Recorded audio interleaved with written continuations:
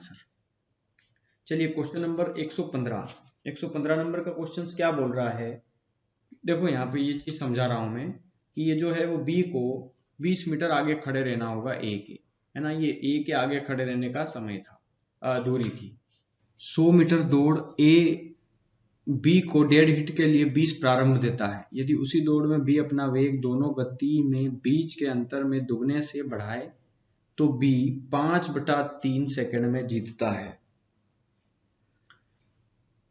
Metre पर second में ए का वेग ज्ञात कीजिए। देखिए क्वेश्चन बहुत अच्छा क्वेश्चन है, लेकिन इतना खतरनाक क्वेश्चन कह सकते हैं इसको, क्योंकि कई लोगों को इसकी भाषा ही समझ में नहीं आएगी।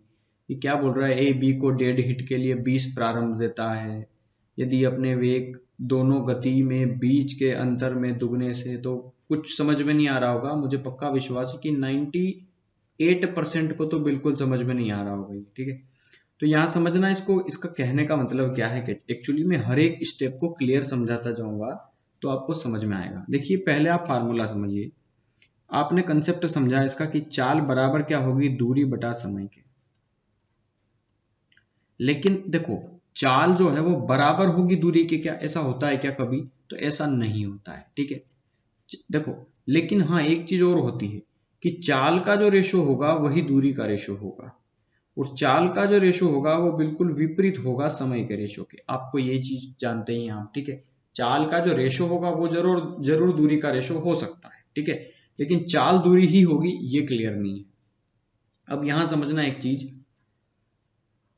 कि ये बोल रहा है 100 मीटर की दौड़ है, तो मान लिया जाए 100 मीटर की कोई दौड़ है, उसमें दो लोग हैं, एक तो ए है एक बी है ना।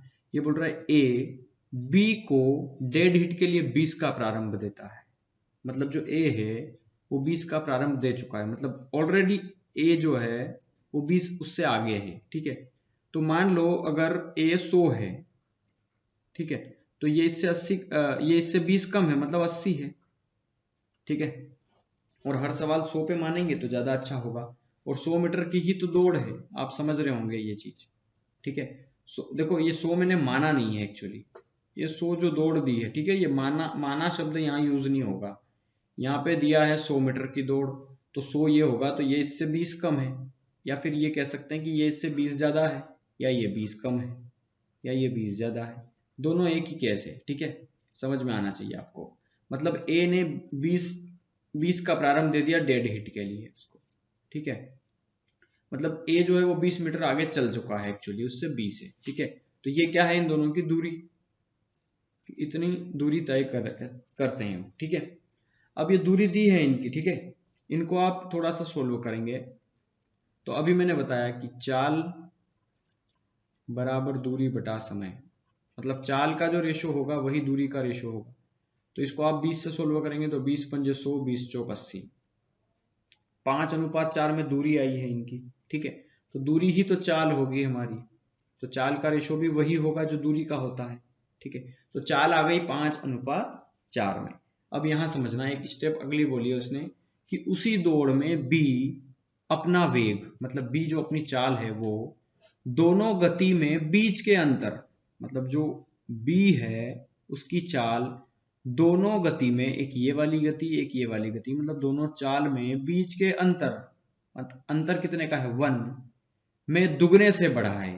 तो इसका अंतर का दुगना, तो अंतर का दुगना कितना हो गया 2, 1 का दुगना 2 ही हो गया ना, मतलब 2 से अपनी चाल बढ़ा है वो, कहने का मतलब ये है।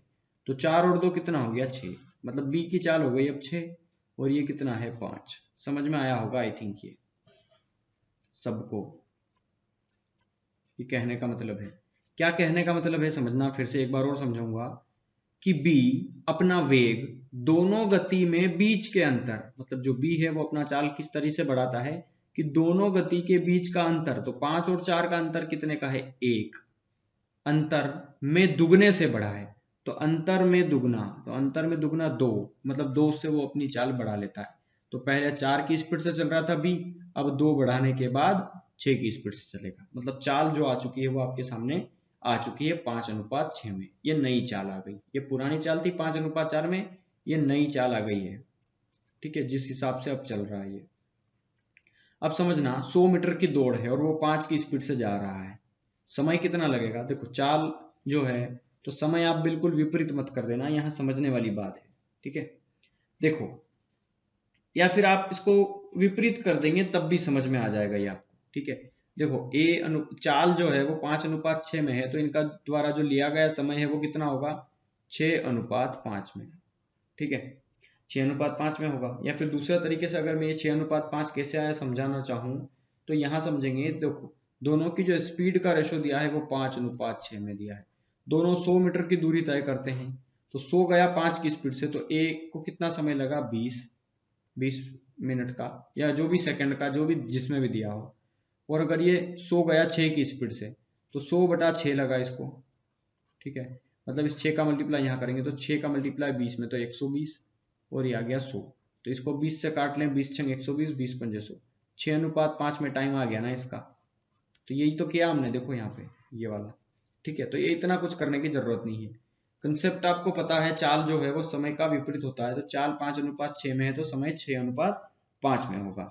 अब ये बोल रहा है कि वो भी जो भी इसकी स्पीड बढ़ाए तो बी जो है वो 5/3 सेकंड से जीत जाता है, मतलब बी जीत गया कुल मिला के। तो देखो यहाँ बी को लग रहा है टाइम 5 सेकंड और ए को लग रहा है 6 सेकंड। मतलब देखो यार बी को तो बी को कम समय लग रहा है ना, मतलब बी जीत गया होगा ना। सिंपल सा हिसाब है कि जिसको कम समय लगेगा वो जीत गया होगा, क्योंकि स्पीड ज्यादा बढ़ा दी ना उसने, अपनी दुगनी, उनके अंतर के दुगने से बढ़ा दी ना स्पीड। तो स्पीड बढ़ाएगा जब बी, तो डेफिनेटली जीत जाएगा। और जीता कितने से है बी, 1 की स्पीड से जीता है ना, +1 का डिफरेंस है ना इन दोनों का। तो 1 से जीता है हमारे हिसाब से, और वो बोल रहा है 5/3 से जीता है।